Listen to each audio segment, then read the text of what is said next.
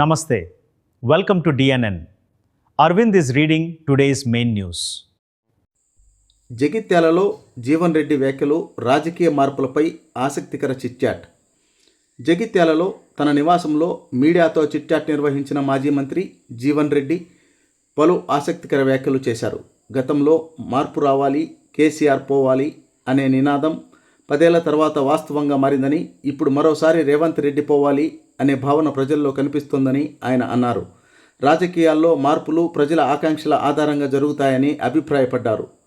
తాను ఏ పార్టీలో చేరాలన్న దానిపై ఇప్పటి వరకు నిర్ణయం తీసుకోలేదని, తన అనుచరులు, అభిమానులు అభిప్రాయాలను పరిగణలోకి తీసుకుని సరైన నిర్ణయం తీసుకుంటానని తెలిపారు. నాడు మార్పు రావాలి, కేసీఆర్ పోవాలనే నినాదంతో ముందుకు పోయారు. ఇవాళ పరిస్థితి చూస్తుంటే మార్పు రావాలి, రేవంత్ రెడ్డి పోవాలనే నినాదం వస్తుందని చెప్పంటారు.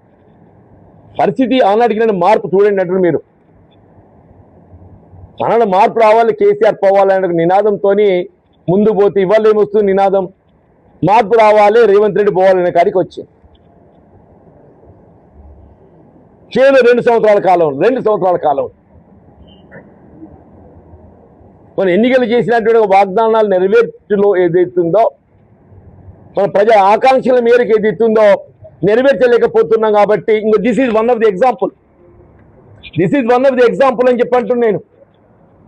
రేవంత్ రెడ్డి గారి నిర్లక్ష్య పాలనకు ఇదొక అద్దం పడుతుందని చెప్పంటున్నాను. రేవంత్ రెడ్డి గారి నిర్లక్ష్య పాలనకు సంక్షేమ కార్యక్రమాల అమలు ఒక అంశం,